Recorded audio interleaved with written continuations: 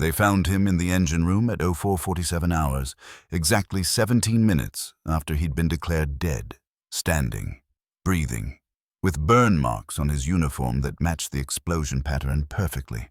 When Captain Carter asked him how he survived, Machinist Mate Second Class Rivera looked him straight in the eye and said, "I didn't, sir. I drowned.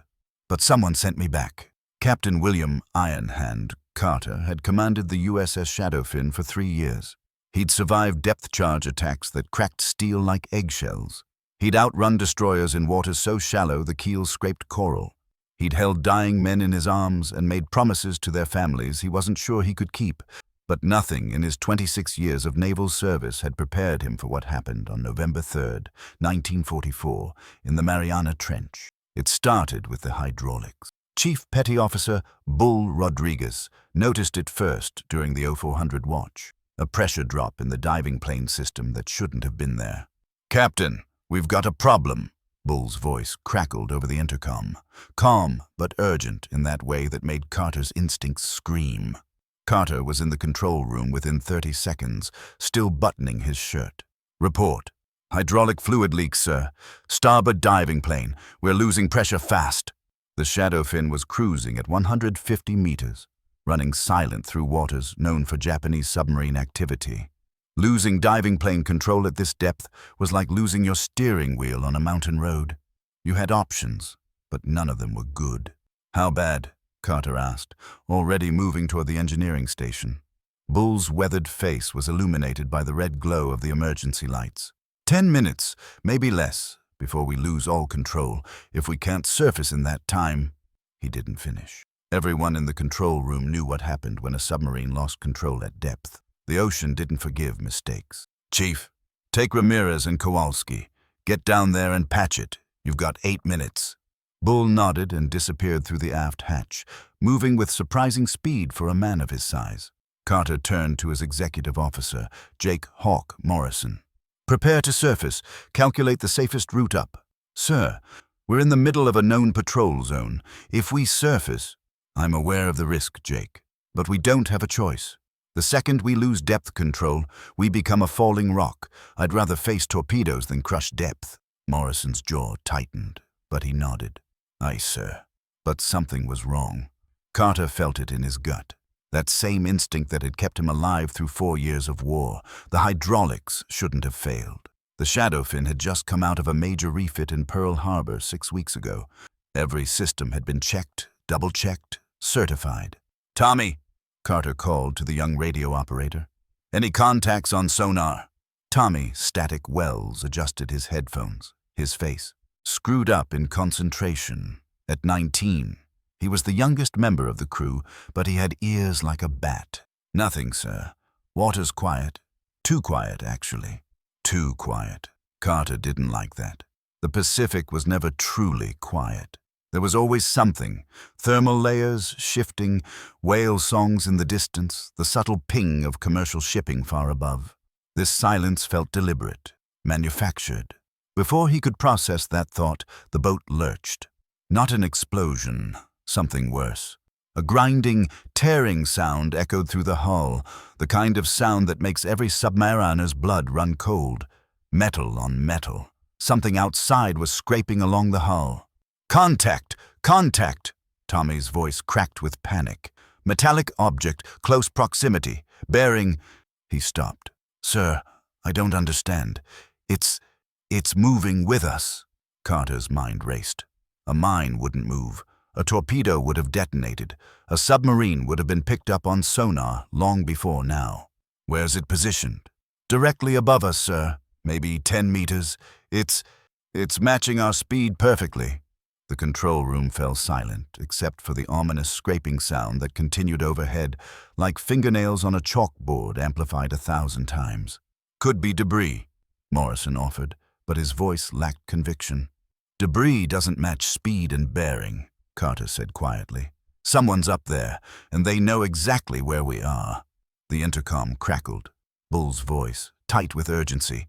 "Captain, you need to see this, now." Carter made his way aft, moving through the narrow passages of the Shadowfin with practiced ease. The submarine was his second home. He knew every valve, every hatch, every rivet. He reached the engine room to find Bull and his team clustered around the hydraulic manifold, their faces illuminated by work lights. "Show me," Carter said. Bull pointed to the severed hydraulic line, but it wasn't torn or ruptured.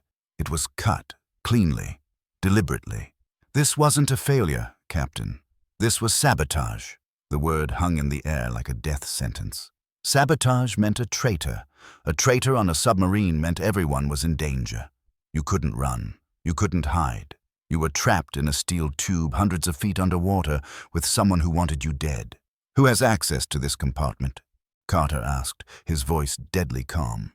"Everyone, sir. It's not a secured area. Any crew member on any watch could have done this." Carter's mind calculated rapidly. 68 men on board, one of them a traitor, and somewhere above them an unknown contact that seemed to know their every move. "How long to repair?" 30 minutes minimum. We'd need to reroute the entire line." They didn't have 30 minutes. The Shadowfin was already starting to lose trim, the bow beginning to dip downward as the diving planes failed to compensate. "Do it. Get it done in 20. Ramirez, you're with him. Kowalski, I need you back in the control room monitoring depth. Move." As they scattered to their tasks, Carter noticed something, a small detail that didn't fit. There was oil on the deck plates, fresh oil, still wet, but not hydraulic fluid. This was different, thicker. He knelt and touched it, rubbed it between his fingers. Machine oil, the kind used in the torpedo room. His blood ran cold. "Bull, count your tools, now." Bull's eyes widened in understanding. He turned to his tool bag, did a quick inventory. Pipe wrench, missing. Before Carter could respond, the lights went out. Not the emergency lights. All the lights. Total darkness. And in that darkness, someone screamed.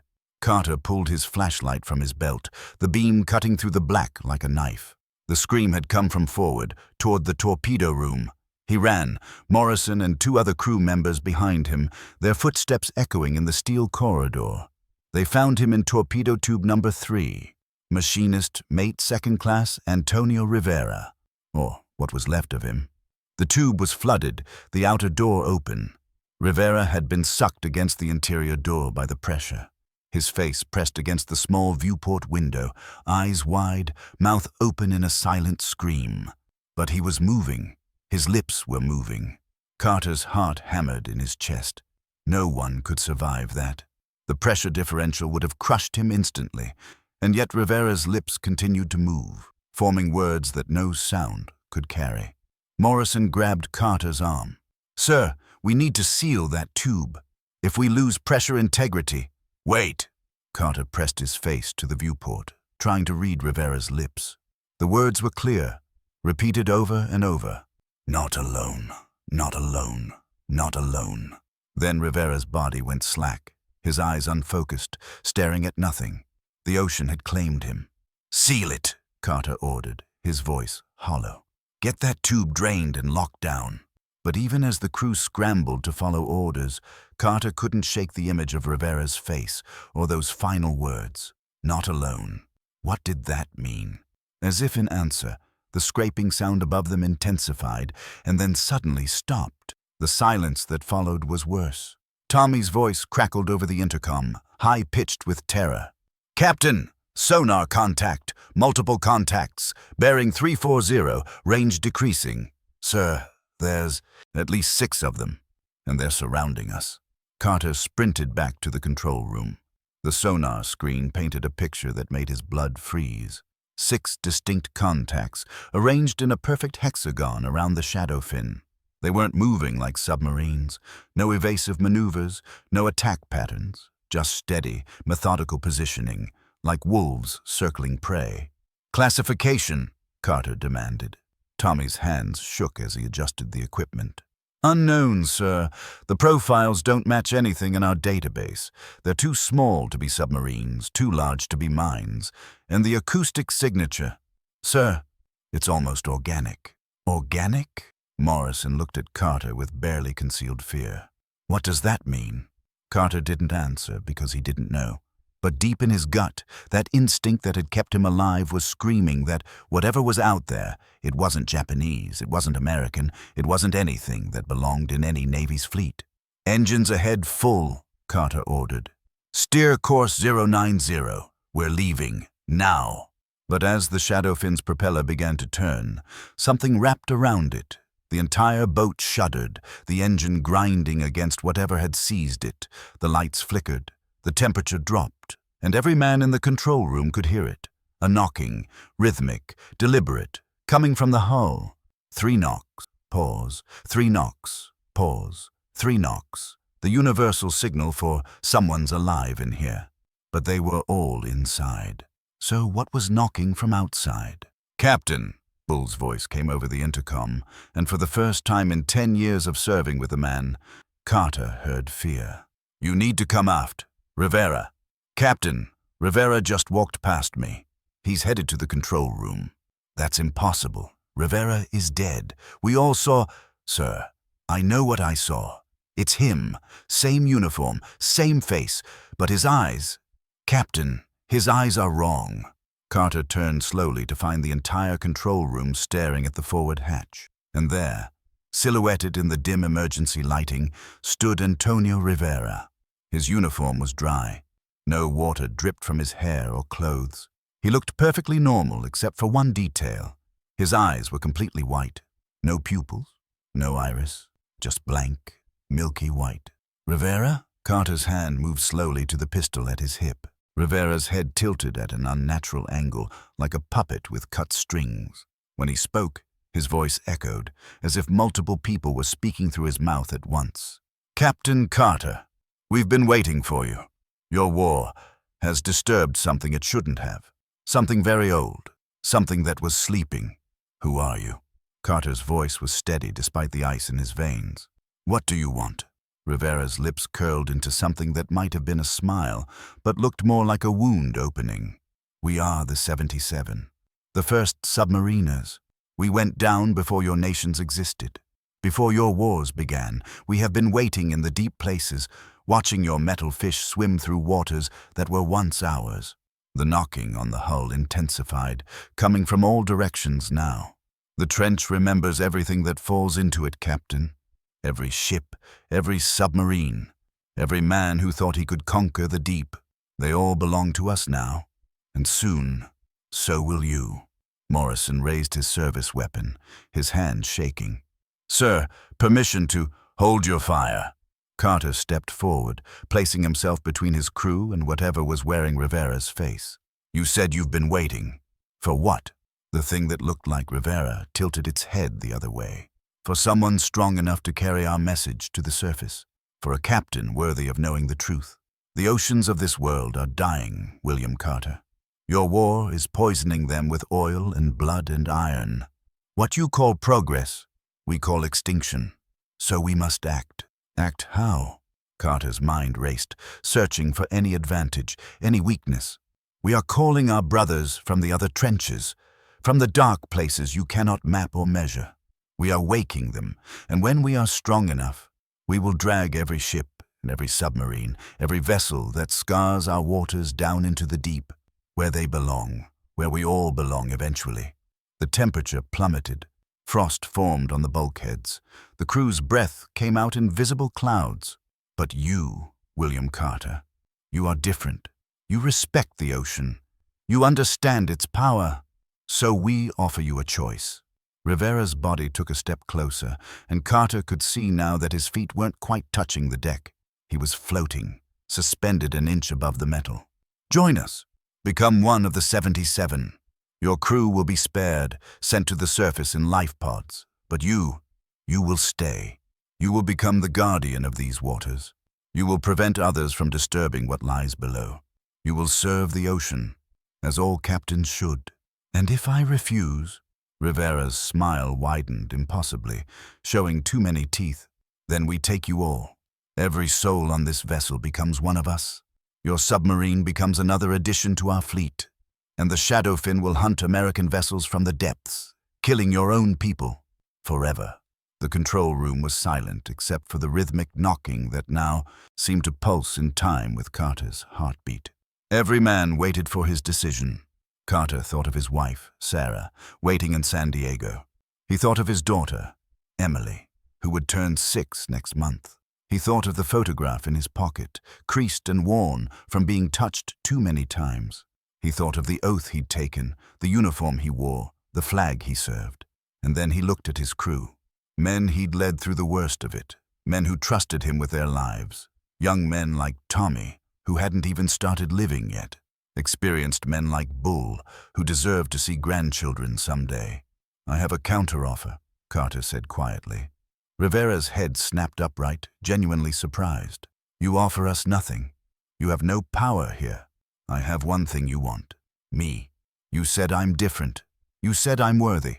So take me, now, immediately, and let my crew go. Right now, not when we surface. Release the propeller, let us rise, and when they're in the boats, I'll come back down, alone, in a dive suit." Morrison grabbed his arm. "Captain, no! You can't. I can't and I will." Carter's voice carried the authority of command. "I'm giving you a direct order, Jake. Get this crew to the surface. Get them home. Tell Sarah." He paused, his throat tight. "Tell her, I loved our life together." Rivera, or the thing controlling Rivera, seemed to consider this. The white eyes flickered with something that might have been respect. "Why would you sacrifice yourself for them?" "Because that's what captains do. We go down with our ships. And this crew?" Carter looked around at the faces of his men, faces he knew as well as his own. "This crew is my ship, more than any steel hull could ever be." The knocking stopped. The temperature began to rise. The 6 contacts on sonar began to move away, slowly, like tides receding. "Your offer is accepted, William Carter. We will release your vessel. You will survive this day. But know this, the debt is not paid, only postponed. When your war is over, when your nation no longer needs you, we will call you back, and you will answer, or every submarine that sails these waters will answer in your place." Rivera's body collapsed like a puppet with cut strings. The white faded from his eyes, replaced by brown irises that stared at nothing. He was dead, truly dead this time. But before anyone could move, before anyone could speak, something appeared on every gauge, every screen, every instrument in the control room. 7 words, written in what looked like blood, but couldn't be. "The ocean never forgets. The ocean always collects." Then the power surged back. The lights blazed to full brightness. The propeller spun freely. The Shadowfin was released. "Emergency surface!" Carter's voice cut through the stunned silence. "Full rise on all planes. Get us up! Move! Move! Move!" The submarine shot upward like a cork, engines straining, hull groaning with the rapid ascent. They broke the surface 8 minutes later, bursting out of the Pacific into bright sunshine that felt like a miracle. The crew spilled out of the hatches, gulping fresh air, laughing and crying, and embracing each other with the desperate relief of those who'd been given back their lives. Carter stood on the conning tower, watching them. Bull approached slowly, his face haggard. "Captain, what on earth was that?" "I don't know, Bull. I honestly don't know, but we're alive. And we're going home. That thing said you made a deal, that you'd go back after the war." Carter looked out at the horizon, where the ocean met the sky in an endless blue line. "It did. You planning to honor that?" A long silence stretched between them. Finally, Carter pulled out the photograph of Sarah and Emily, looked at it one last time, then tucked it back into his pocket over his heart. "I don't know that either, Bull. I guess we'll find out when the war ends." But Bull saw something in Carter's eyes that made his blood run cold. The captain was already looking at the horizon like a man saying goodbye. 3 weeks later, the USS Shadowfin returned to Pearl Harbor. The official report stated that a hydraulic failure had forced an emergency surface in hostile waters, and that machinist mate, second-class Antonio Rivera, had been killed in an accident involving a flooded torpedo tube. The crew was commended for their swift action and professionalism under pressure. No mention was made of contacts on sonar, or knocking on the hull, or things that wore dead men's faces. Carter was quietly transferred to a desk job at the Submarine Training School in New London, Connecticut. Some said it was a promotion. Others whispered it was a way to keep him from talking. But 6 months later, on May 8th, 1945, when Germany surrendered and victory bells rang across America, Captain William Ironhand Carter disappeared. He left his dress uniform folded neatly on his bed, his service ribbons arranged in perfect order, his officer's cap placed carefully on top, and a single note that read, "Some debts must be paid. Tell Emily her father loved her. Tell Sarah I kept every promise I could. The ocean is calling me home." His body was never found. The official report stated he'd gone for a walk along the coast and must have slipped on wet rocks, falling into the sea. Accidental drowning. Case closed. But the old submariners, the ones who'd served in the Pacific and seen things they couldn't explain, they knew better. They'd heard the stories whispered in berthing spaces late at night. They'd seen the look in Carter's eyes when he stared at deep water. They knew he'd made a deal, and they knew the ocean always collects its debts. Some say that on very quiet nights, if you dive deep enough in the Mariana Trench, you can still see a figure in an old U.S. Navy uniform walking along the bottom at impossible depths where no human should survive, standing guard over the dark places, keeping the sleeping things asleep, captain of the deepest waters, forever on watch, forever paying the price for his crew's salvation. The ocean never forgets, and Captain William Ironhand Carter never stopped serving. Even after death claimed him, even after the depths took him, he remained what he'd always been, a submariner, a captain, a man who understood that some costs are worth paying and some sacrifices are worth making. His crew made it home. They lived full lives, had children, grew old in the sunshine, and every one of them, until their dying day, swore they could sometimes hear it at night when they lived near the ocean. 3 knocks, rhythmic, deliberate, the signal for someone's alive down here. But they knew it wasn't a call for help. It was Carter letting them know he was still on duty, still protecting them from the things that swim in the darkest waters, still keeping his promise. The ocean never forgets, but it also never stops calling to those who understand it.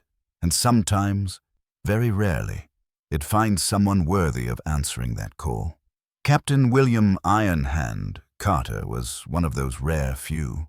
And somewhere, in waters too deep for light to reach, in trenches no map has charted, he's still sailing, still commanding, still protecting the surface world from what sleeps below. His watch has no end, his duty knows no discharge. He is the guardian of the deep places, the captain of the 77, forever.